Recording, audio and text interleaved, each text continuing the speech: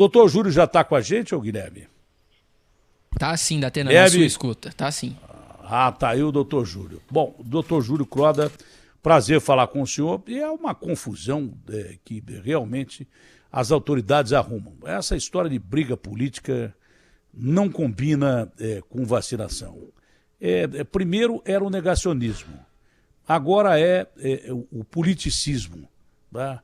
Já estão adiantando campanha para presidente da República. Isso, no meio de uma pandemia, é a pior coisa que pode acontecer. Ah, eu não entrego por isso.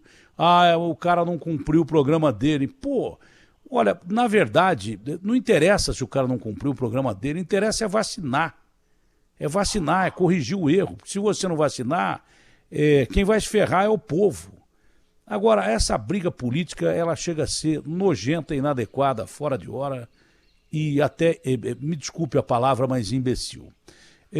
Doutor Júlio, essa história de misturar vacina, eu tinha ouvido falar, primeiro que não podia misturar. Nós mesmo conversando aqui, olha, não misture vacina, vacina boa é vacina no braço, toma que tem que tomar e tal, mas depois surgiu aquela história, não misture vacina.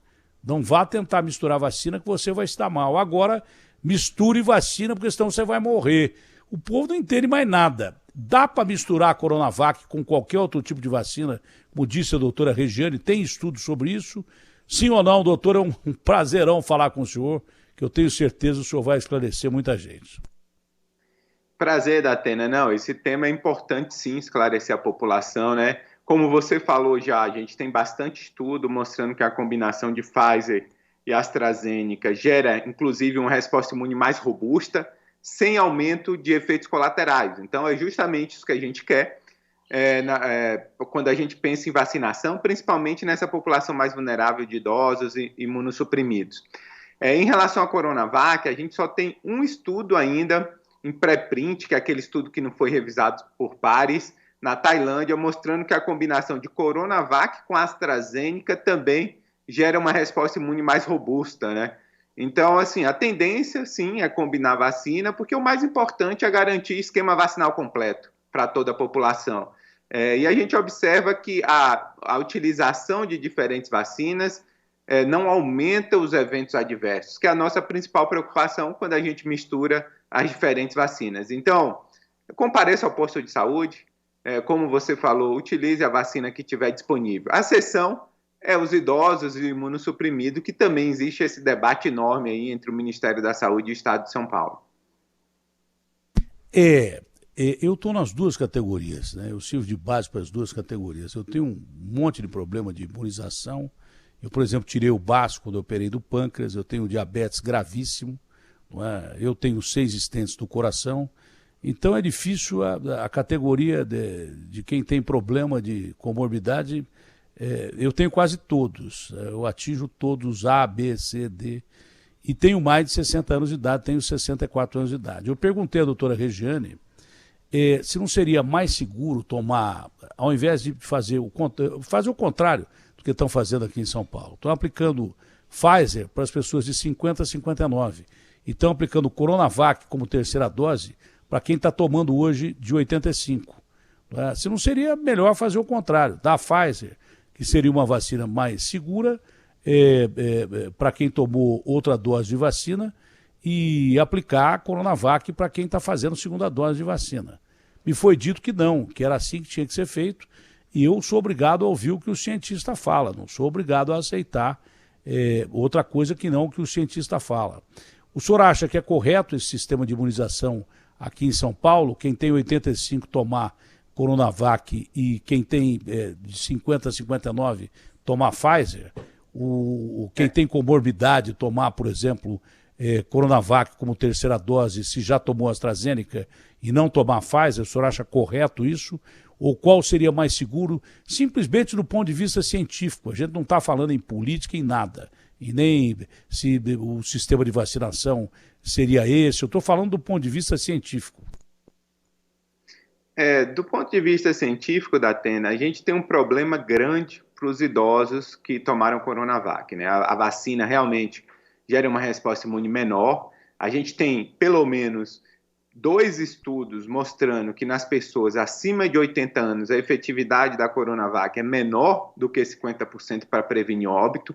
Então, não se justifica utilizar a Coronavac como dose de reforço nessa população acima de 80 anos, que é o que o Estado de São Paulo está fazendo agora. A vacina por si só, o esquema tradicional com Coronavac, não produz uma resposta imunológica robusta, não garante uma proteção acima de 50% para as pessoas acima de 80 anos. Então, a gente já tem dados técnicos mostrando isso, né? Então, existe uma insistência do Estado de São Paulo em estar utilizando a Coronavac como dose de reforço nessa população, sendo que a própria nota técnica do Ministério não recomenda essa utilização. A gente tem diversos países, a gente pode citar o Chile, Uruguai, Emirados Árabes, Bahrein, que fizeram vacina de vírus inativados em idosos acima de 70 anos e agora estão dando dose de reforço com Pfizer. O Brasil é o único país que, para essa população, e principalmente São Paulo, está utilizando como dose de reforço Coronavac. A gente não tem exemplo no mundo a essa medida, porque a ciência vai na direção justamente ao contrário do que o Estado de São Paulo está fazendo, infelizmente. Enquanto isso, ao mesmo tempo, amplia a vacinação de adolescentes, né, para 14 anos com a vacina da Pfizer, ou uma faixa etária que poderia esperar um momento mais oportuno, quando a gente tivesse mais doses de vacina. Então, é bastante difícil entender esse tipo de decisão, porque, do ponto de vista técnico, é bastante questionável. Olha, cientificamente falando, um dos maiores cientistas do Brasil diz que o que São Paulo está fazendo não está correto. Pelos padrões de estudo até agora, para 80 a mais, a Coronavac funciona menos como defesa que outras vacinas. O correto seria estar usando uma vacina que oferecesse uma maior proteção.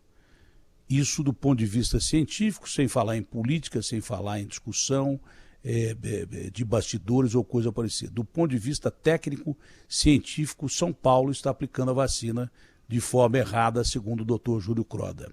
De 80 para baixo, já passa a ser aceitável a Coronavac como dose de reforço ou não? Eu acho que é importante, assim, a gente tem dados sólidos, né, acima de 80, mas abaixo de 70, sim. Eu acho que não tem nenhum problema de estar utilizando, a efetividade da vacina abaixo de 70 anos é bastante elevada e, portanto, né, qualquer vacina abaixo dessa idade é extremamente efetiva para prevenir hospitalização e óbito. E foi isso justamente que foi publicado essa semana, né, no The Lancet, numa revista internacional, falando que nesse momento não existe justificativa para dose de reforço para a população geral, exceto para esse grupo de população vulnerável, que são os idosos e os imunossuprimidos. Uma coisa que eu estava prestando atenção, conversando com a doutora Regiane aqui, é que o distanciamento das vacinas entre a AstraZeneca e, por exemplo, a Coronavac é muito maior da AstraZeneca em relação à Coronavac. Se você aplica a Coronavac como dose de reforço, haveria uma necessidade de uma quarta dose de vacina ou não?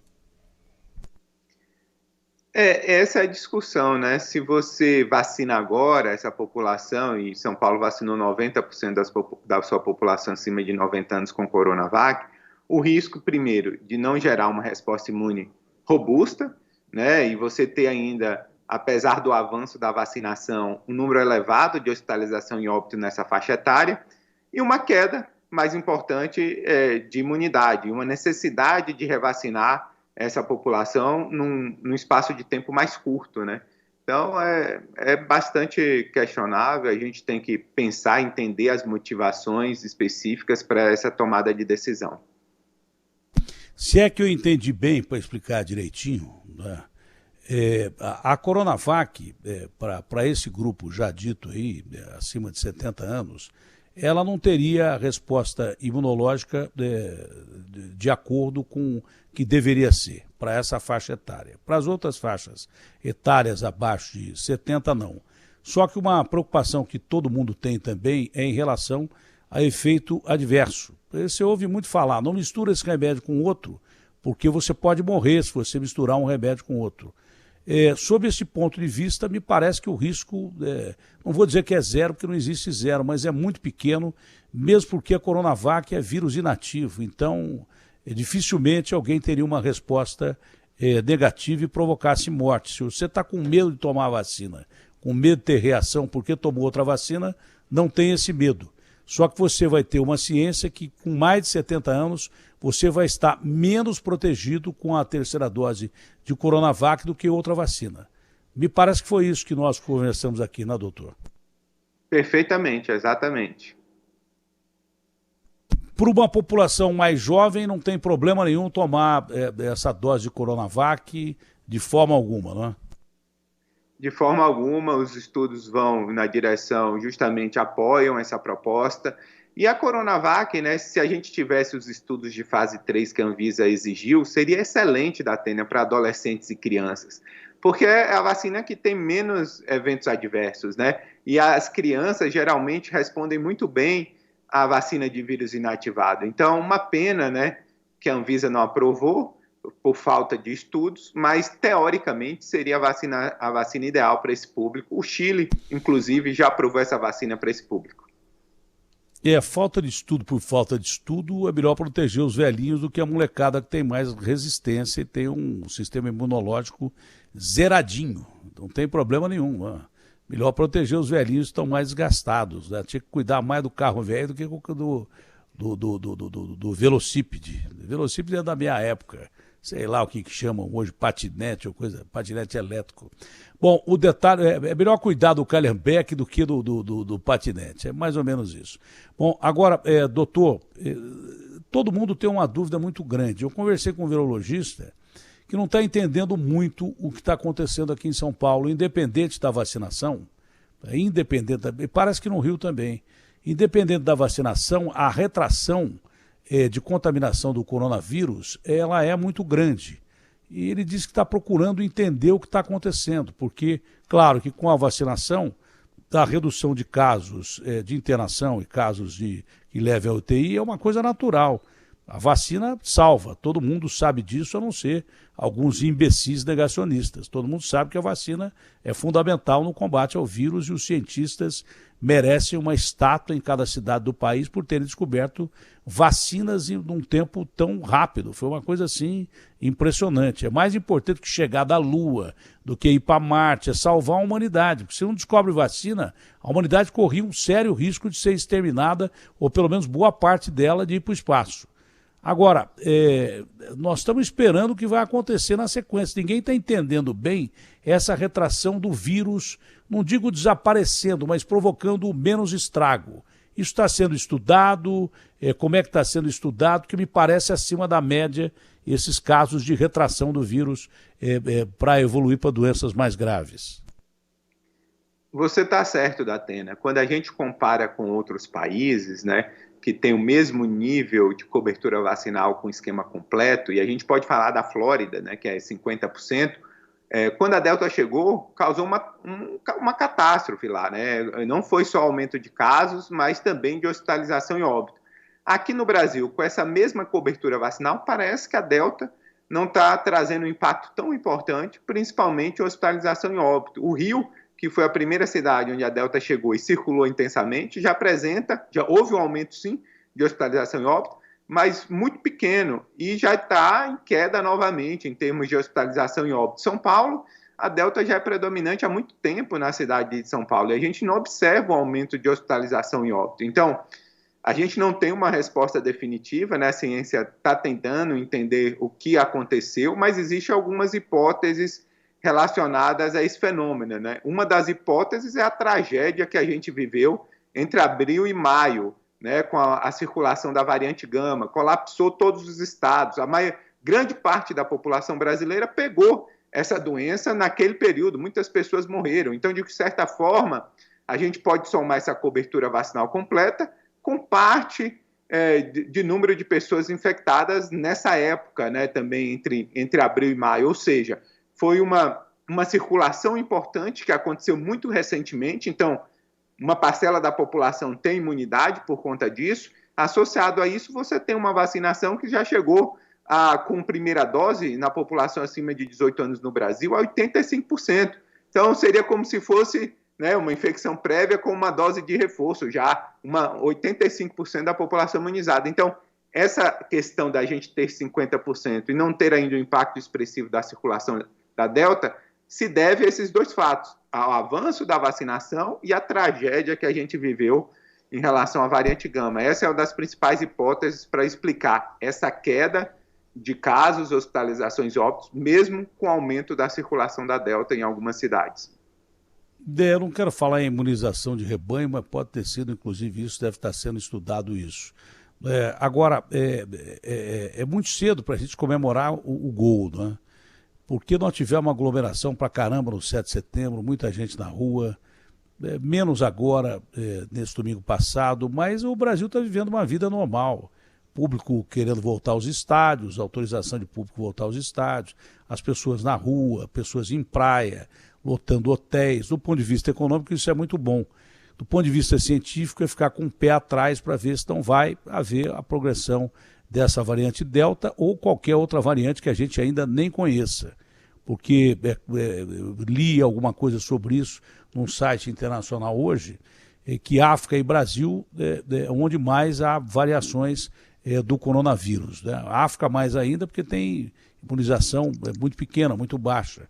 E a gente já aprendeu com o professor Júlio Croda e com outros cientistas que quanto menos você vacina, mais chance você tem de mutações aparecerem. Você dá mais chance para o bicho se multiplicar de formas diferentes, às vezes até errar no seu código genético e provocar essas mutações aí que acontecem. Por isso que o mundo inteiro está de olho no Brasil e na África principalmente. E nós temos que olhar para isso. Nós que temos que olhar para isso, dificilmente olhamos.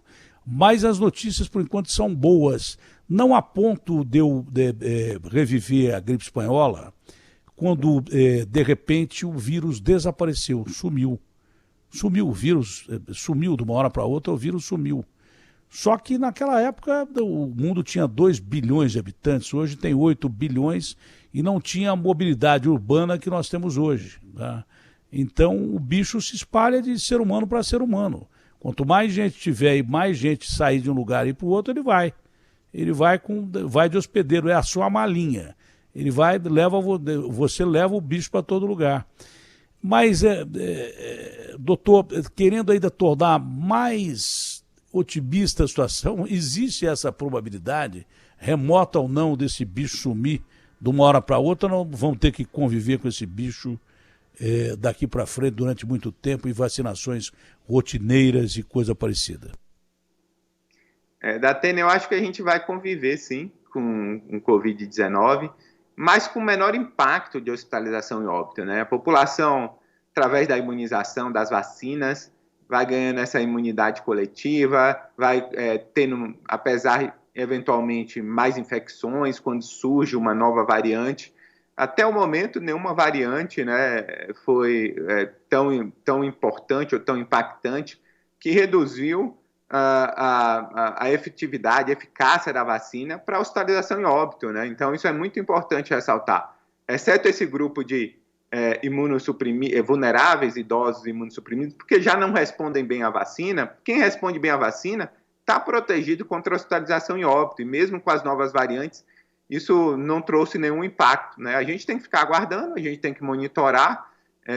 Eu acredito que a gente vai ter um final de ano bem melhor no Brasil, e a gente espera que não surjam novas variantes que tenham a necessidade de revacinar toda a população. Se isso não acontecer, o futuro nosso é de maior tranquilidade, mas ainda, com certeza, o Covid-19 impactando, levando um número importante de brasileiros, infelizmente, à hospitalização e óbito.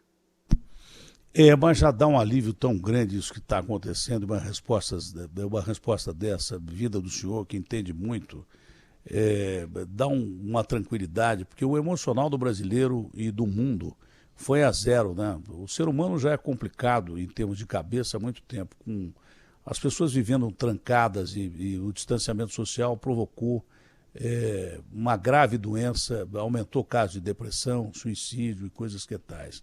Só ouvindo notícia boa a gente já fica mais aliviado. Agora, já que a gente vai ter que conviver com a doença, Adaptações de novas. Essa é a última pergunta. Não vou mais torrar a paciência do senhor.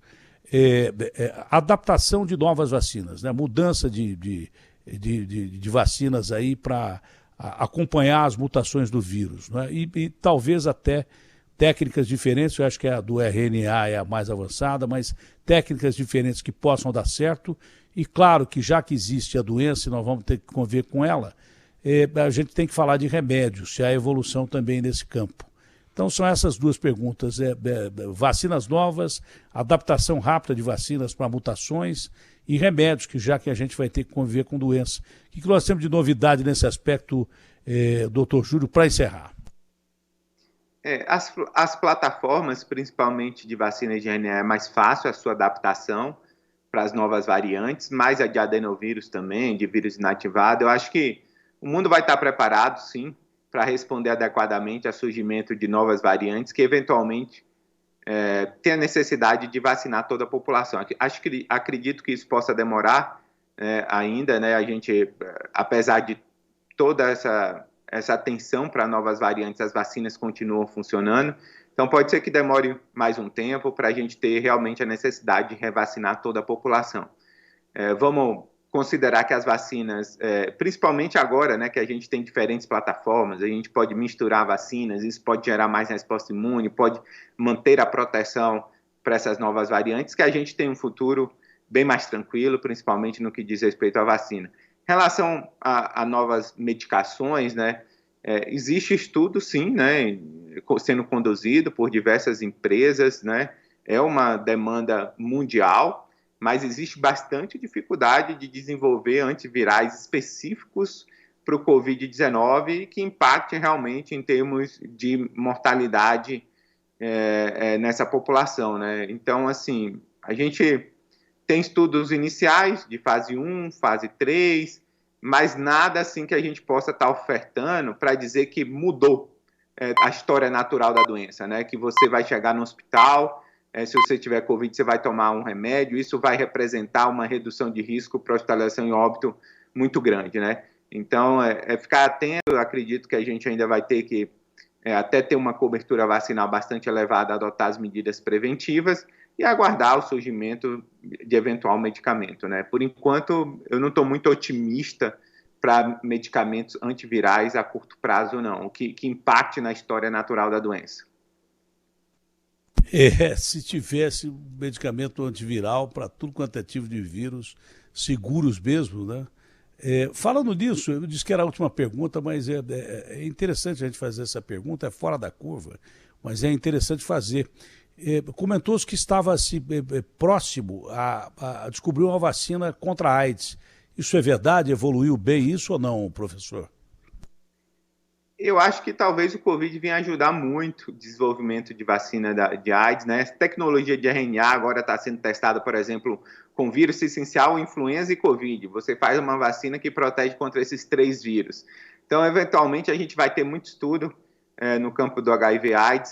O vírus da AIDS ele é mais complicado do ponto de vista da sua taxa de mutação. Então, tem mais variantes, né, para você conseguir prevenir.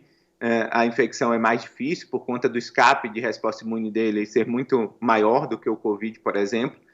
Mas a gente tem que ter esperança e a gente acredita que toda a tecnologia desenvolvida, o investimento que foi feito para desenvolver as vacinas de Covid pode ser benéfico para outras doenças, não só para AIDS, como tuberculose, como malária, eventualmente.